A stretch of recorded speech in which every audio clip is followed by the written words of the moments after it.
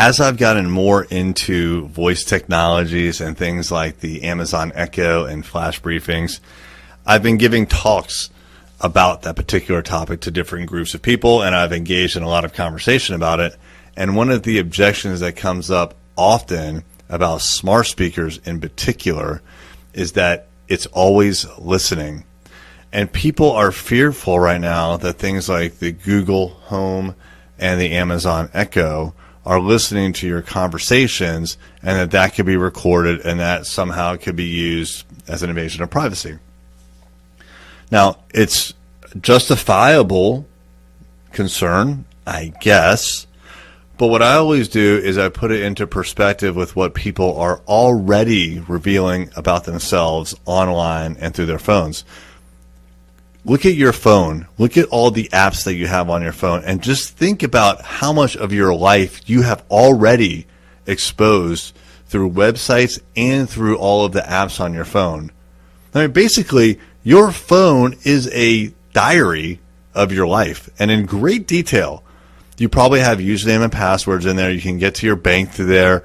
You have all of your correspondence, whether it's text message, Instagram, email, you name it. All the web pages you've been to, it's all recorded. Everything that you do on your phone and everything that you do on your laptop or computer, it's all recorded. There's an archive of it somewhere. You have given up so much privacy already that when you compare that to what you actually speak in your house and the very low volume of data that you provide and meaningful data that you provide through speech in your house or in your office, it's incomparable.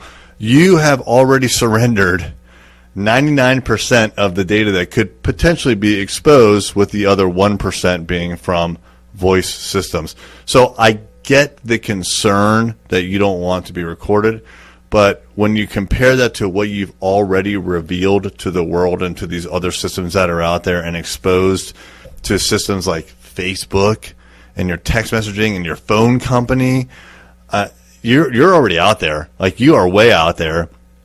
And a little bit of speech, a couple of minutes of speech that's potentially recorded at night in your house or in your office during the day is minuscule compared to what you've already exposed. Now, the good news is that systems like Google and Amazon take your privacy very seriously. Now, there's probably been incidences of hacking or accidental exposure, but what they say they do in practice is they don't actually record all of the audio.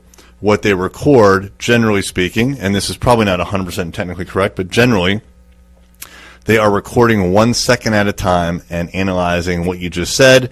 If they don't hear the keyword, then they discard it.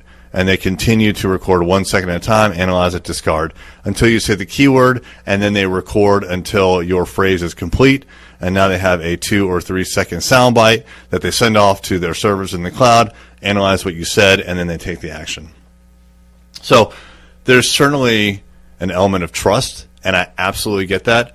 But when you compare it to what you've already exposed through your phone and your browser, and then also the speed of execution through a smart speaker or a voice assistant, it's incomparable.